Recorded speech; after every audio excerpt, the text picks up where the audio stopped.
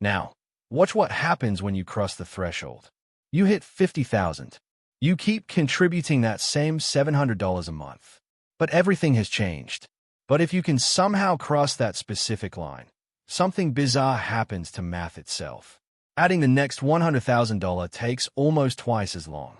When you start at zero, your money has no power. It's an inanimate object. Every single dollar in your account represents raw human labor, time traded for paper.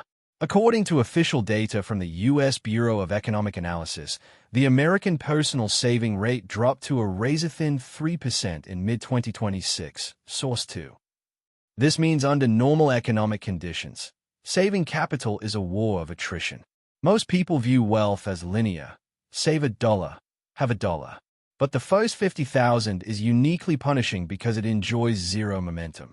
You are doing 100% of the heavy lifting. In physics, there's a concept called escape velocity. It is the exact speed an object needs to break free from a planet's gravitational pull without ever firing its engines again. Let's look at the actual numbers. If you commit to investing roughly $700 a month at a standard 7% market return, hitting $50,000 takes over 5 long years. Here is the kicker. Over $40,000 of that total is money you manually tore away from your lifestyle.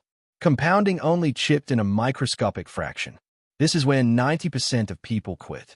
They look at their portfolio after 3 years of sacrifice and think, I've only made a few $100 in interest. This isn't working. They are experiencing the compound interest lag zone. Decades ago, a young investor sat in a room and asked billionaire Charlie Munger how to build real wealth. Munger didn't offer a glamorous stock tip. Instead, he gave an answer that bordered on hostile. He told the room, the first 100,000 is a bitch. But you have to do it. I don't care what you have to do. Walk everywhere. Use coupons. Find a way. Source 1. But why? Why did one of history's greatest capital allocators place so much emphasis on this singular, early milestone? The answer lies in a hidden mathematical inflection point. The first 50,000 isn't just hard because of the math. It's hard because of the infrastructure tax. To get from 0 to 50,000, you have to completely rewire your brain's relationship with dopamine. You have to learn how to view a $100 night out not as $100, but as $400 of future freedom.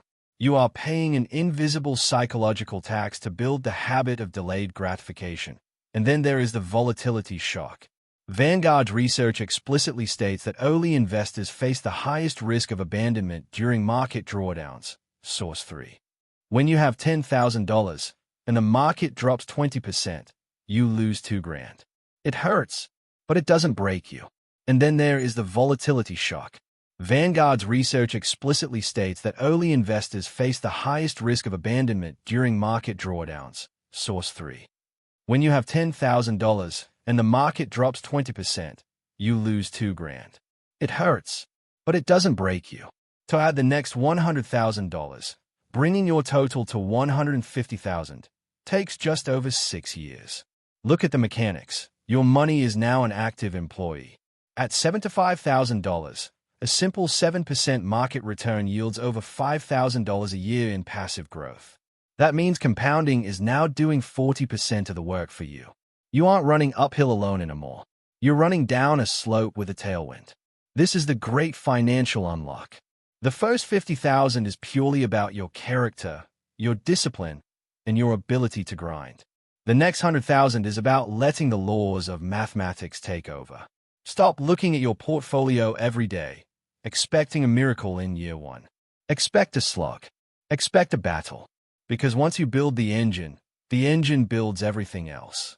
If you want to understand the exact wealth levers that the top 1% use to stay ahead, watch our deep dive into asset velocity right here.